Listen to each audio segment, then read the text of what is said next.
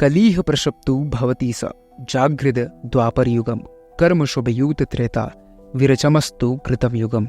जो मनुष्य सोया हुआ रहता है उसके लिए ये युग कलयुग ही रहेगा, जो जागृत है उसके लिए द्वापर युग है, जो कर्म के लिए उद्धत हुआ है उसके लिए त्रेता युग है, और जो कर्म में प्रवृत्त है उसके लिए सदैव ही ये युग सतयुग होगा।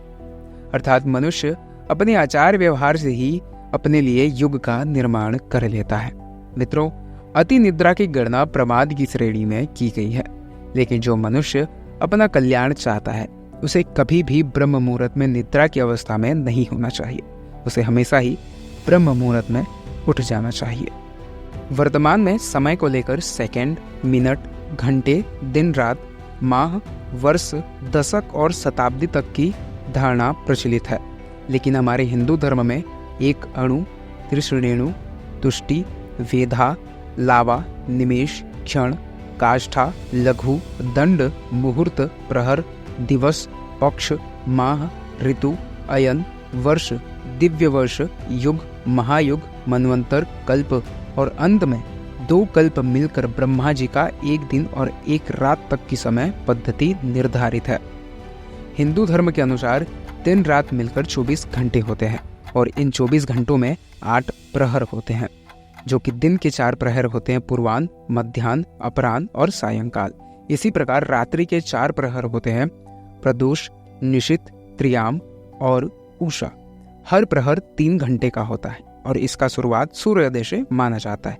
अब आमतौर पर दिन की शुरुआत सुबह 6 बजे से मानी जाती है। इसी प्रकार एक दिन में 30 मुहूर्त होते हैं, जो कि इस प्रकार के होते हैं, और इन सभी मुहूर्तों को दिन और रात में विभाजित किया गया है। सूर्य के उदय होने के 48 मिनट 2 घड़ी पहले हर व्यक्ति को उठ जाना चाहिए। ब्रह्म मुहूर्त का समय होता है। समय भी 3 तरह का होता है, सात्विक, राजसिक, तामसिक। मेडिटेशन का बेस्ट टाइम जो है एक्चुअली मॉर्निंग ही है। मॉर्निंग क्या टाइम सर? मॉर्निंग देखिए, आई वुड से ब्रह्म मुहूर्त starts at 4:10. You'll always see people who wake up early in the morning are of a different quality. People who sleep late and wake up late, they are of a different quality. So, waking up early in the morning, you will see, you will have a better sense of usage of time. ऐसा माना जाता है कि रात्रि 12 बजे से प्रातः 4 बजे तक असुरी और गुप्त शक्तियों का प्रभाव हमारे वातावरण में घूमता रहता है। ब्रह्म मुहूर्त में यानी कि 4 बजे के बाद ईश्वर का वास होता है। धार्मिक ग्रंथों के अनुसार ब्रह्म मुहूर्त वो समय होता है जब देवता धरती पर आते हैं, और आप सभी ने नोटिस किया होगा कि हमारे भारत देश में जितने भी धर्म स्थल हैं सभी के पट को ब्रह्म मुहूर्त में ही खोला जाता है। ब्रह्म मुहूर्त में देवताओं को नमन किया जाता है, उन्हें स्नान करवाकर स्थापित करने का विधान हमारे धर्म ग्रंथों में मिलता है। सूर्य उदय से ठीक 1 घंटा 36 मिनट पहले ब्रह्म मुहूर्त की शुरुआत हो जाती है। वैसे तो ब्रह्म मुहूर्त 4 बजे से लेकर 6 बजे तक चलता है, लेकिन आपको अगर ब्रह्म मुहूर्त का एग्जैक्ट टाइम पता करना है तो आपको गूगल पे सर्च करना है सनराइज टाइम और आपका लोकेशन। एग्जाम्पल के लिए मैं सर्च करता हूँ सनराइज टाइम इन रायगढ़, तो ये हो गया सनराइज का टाइम, और इससे आपको 96 मिनट घटा देना है, तो आपको जो टाइम मिलेगा वही ब्रह्म मुहूर्त का स्टार्टिंग टाइम होगा, और ये टाइम से लेकर आने वाले 48 मिनट तक ब्रह्म मुहूर्त का ही समय चलता रहेगा। ब्रह्म मुहूर्त में उठना हमारे जीवन के लिए बहुत लाभकारी है। इससे हमारा शरीर स्वस्थ होता है और दिन भर स्फूर्ति बनी रहती है। ऋग्वेद में कहा गया है, प्रातःकाल सूर्य उदय से पूर्व उठने वाले को उत्तम स्वास्थ्य रत्न की प्राप्ति होती है, इसीलिए बुद्धिमान व्यक्ति उस समय को व्यर्थ नहीं खोते हैं। प्रातः जल्दी उठने वाला पुष्ट, स्वस्थ, बलवान, सुखी, दीर्घायु और वीर होता है। हमारे हिंदू धर्म के ऋषि मुनियों ने भी इस मुहूर्त का विशेष महत्व बताया है। उनके अनुसार यह समय निद्रा त्याग करने के लिए सर्वोत्तम समय है, और ब्रह्म मुहूर्त में उठने से सौंदर्य, बल, विद्या, बुद्धि और स्वास्थ्य की प्राप्ति होती है। ब्रह्म मुहूर्त में तमोगुण, रजोगुण की मात्रा बहुत कम होती है। इस समय सत्व गुण का प्रभाव बहुत अधिक होता है, इसलिए इस काल में बुरे मानसिक विचार भी सात्विक और शांत हो जाते हैं। आयुर्वेद के अनुसार इस समय में बहने वाली वायु चंद्रमा से प्राप्त अमृत कणों से युक्त होने के कारण हमारे स्वास्थ्य के लिए अमृत तुल्य हो जाता है। इसे वीर वायु कहते हैं। इस समय भ्रमण करने से शरीर में शक्ति का संचार होता है और शरीर क्रांति युक्त हो जाता है।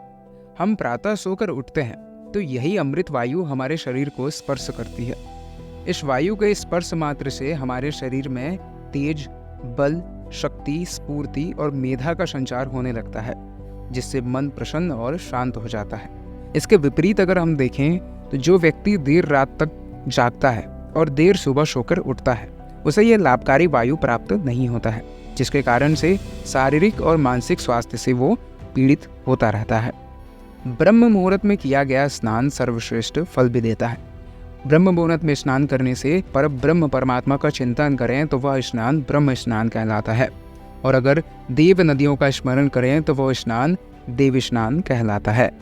मित्रों, ब्रह्म मुहूर्त में उठने से अनेक प्रकार के फायदे हमें प्राप्त होते हैं, लेकिन किसी चीज में अगर फायदा है तो उसका नुकसान भी हो सकता है। इसीलिए हमारे धर्मशास्त्र हमें ब्रह्म मुहूर्त में क्या नहीं करना चाहिए इसका भी सुझाव देते हैं, जिसमें से सबसे पहला सुझाव है कुछ भी ना खाएं।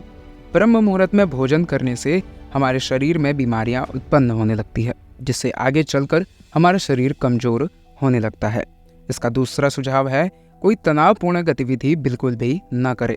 मित्रों, ब्रह्म मुहूर्त में ऐसा कुछ भी ना करें जिससे बहुत अधिक मानसिक श्रम की आवश्यकता हो। ऐसा करने से मनुष्य की आयु कम हो जाती है और मानसिक तनाव बढ़ता जाता है। मित्रों, सिर्फ ब्रह्म मुहूर्त में उठना ही हमारे लिए काफ़ी नहीं है, इसके साथ साथ हमें एक अच्छे दिनचर्या का भी पालन करना पड़ता है। एक वैदिक दिनचर्या के बारे में हम आने वाले वीडियो में जानेंगे। वीडियो अच्छा लगा हो तो वीडियो को लाइक अवश्य करें। आपके मन में इस वीडियो को लेकर कोई प्रश्न हो तो आप कमेंट में पूछ सकते हैं। अपने परिवारजनों के साथ और अपने मित्रों के साथ वीडियो को शेयर अवश्य करें। ऐसी ही और वीडियोस के लिए हमारे YouTube चैनल को सब्सक्राइब अवश्य करें। मिलते हैं अगली वीडियो में। जय श्री नारायण। हर हर महादेव।